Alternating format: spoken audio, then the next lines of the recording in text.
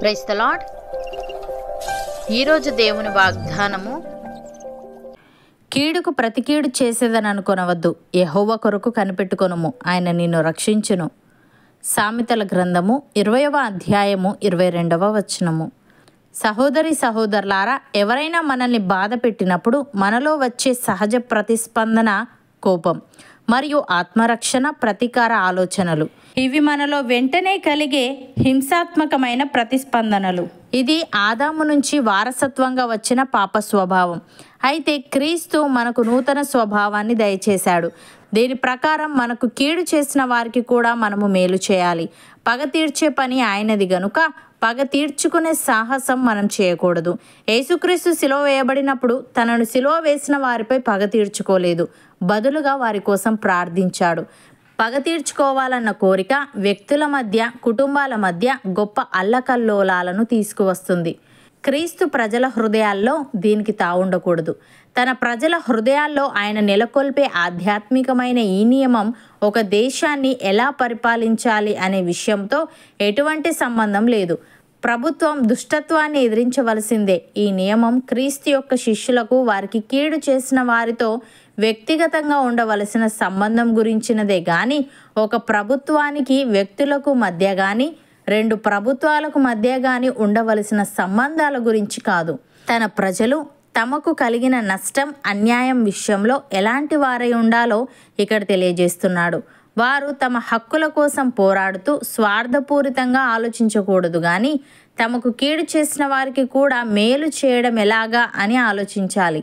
అనగా క్రైస్తవులు తమ కుటుంబాలను దుర్మార్గుల బారి నుంచి సంరక్షించుకోకూడదని లేక ఇతరులను కాపాడకూడదని కాదు.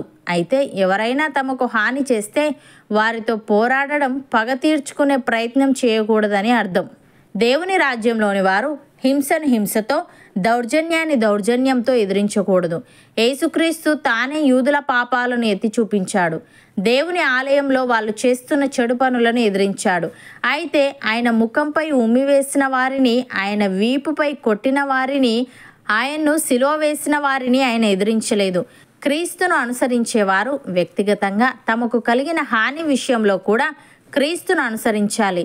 దేవుని ప్రజలకు ఎన్ని అన్యాయాలు జరిగినా, ఎన్ని ఆటంకాలు వచ్చినా దేవుడు మాత్రం తన సదుద్దేశాలను వారి పట్ల నెరవేర్చుకుంటాడు. భక్తుడు ఈ విధంగా అంటున్నాడు: ప్రియులారా, మిమ్మల్ని శోధించుటకు మీకు కలుగుచున్న అగ్ని వంటి మహాశ్రమను గూర్చి మీకేదో ఒక వింత సంభవించినట్లు ఆశ్చర్యపడకుడి. క్రీస్తు మహిమ బయలుపరచబడినప్పుడు మీరు మహానందముతో సంతోషించు నిమిత్తము క్రీస్తు శ్రమలలో మీరు పాలివారై ఉన్నంతగా సంతోషించుడి. క్రీస్తు నామము నిమిత్తము మీరు నింద పాలైన ఎడల మహిమా స్వరూపి అయిన ఆత్మ, అనగా దేవుని ఆత్మ మీ మీద నిలుచుచున్నాడు గనుక మీరు ధన్యులు. మీలో ఎవడునో నరహంతకుడుగా గాని, దొంగగా గాని, దుర్మార్గుడుగా గాని, పరుల జోలికి పోవువాడుగా గాని బాధ అనుభవింప తగదు. ఎవడైనను క్రైస్తవుడైనందుకు బాధ అనుభవించిన ఎడల అతడు సిగ్గుపడక ఆ పేరును బట్టి దేవుని మహిమపరచవలెను. తీర్పు దేవుని ఇంటి యొద్ద ఆరంభమగు కాలము వచ్చి ఉన్నది. అది మన యొద్దనే ఆరంభమైతే దేవుని సువార్తకు అవిధేయులైన వారి గతి ఏమవును? మరియు నీతిమంతుడే రక్షింపబడుట దుర్లభమైతే భక్తిహీనుడును పాపియు ఎక్కడ నిలుతురు? కాబట్టి దేవుని చిత్త ప్రకారము బాధపడువారు సత్ప్రవర్తన గలవారై నమ్మకమైన సృష్టికర్తకు తమ ఆత్మలను అప్పగించుకొనవలెను అని. సహోదరి సహోదరులారా, క్రీస్తు కూడా మన కొరకు బాధపడి మనము తన అడుగుజాడలేందు నడుచుకొనున్నట్లు మనకు మాదిరి ఉంచిపోయెను.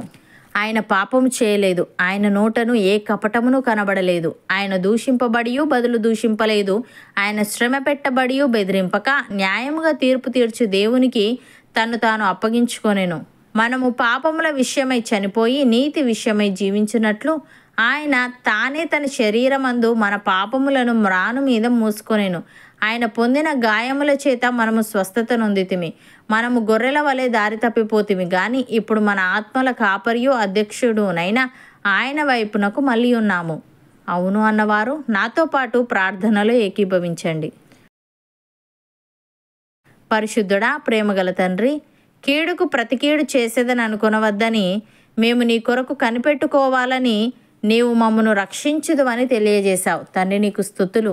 దేవా, నీవు మా కొరకు బాధపడి మేము నీ అడుగుజాడలందు నడుచుకొనున్నట్లు మాకు మాదిరి ఉంచిపోయావు గనుక మేము నిన్ను పోలి నడుచుకునే వారంగా ఉండుటకు సహాయము దయచేయమని, నీ నామము నిమిత్తము మేము నిందపాలైన ఎడల మహిమా స్వరూపి అయిన ఆత్మ అనగా నీ ఆత్మ మా మీద నిలుచుచున్నది గనుక మేము ధన్యులము గనుక నీ చిత్త ప్రకారము బాధపడు మేము సత్ప్రవర్తన గల వారమై నమ్మకమైన నీకు మా ఆత్మలను అప్పగించుకునే వారంగా ఉండుటకు కృప చూపవని, నీ మహిమ బయలుపరచబడినప్పుడు మేము మహానందముతో సంతోషించు నిమిత్తము నీ శ్రమలలో పాలివారమై ఉన్నంతగా సంతోషించే ఆత్మీయత మాలో ప్రతి ఒక్కరికి నీ దయచేయమని యేసుక్రీస్తు నామమున ప్రార్థిస్తున్నాము తండ్రి.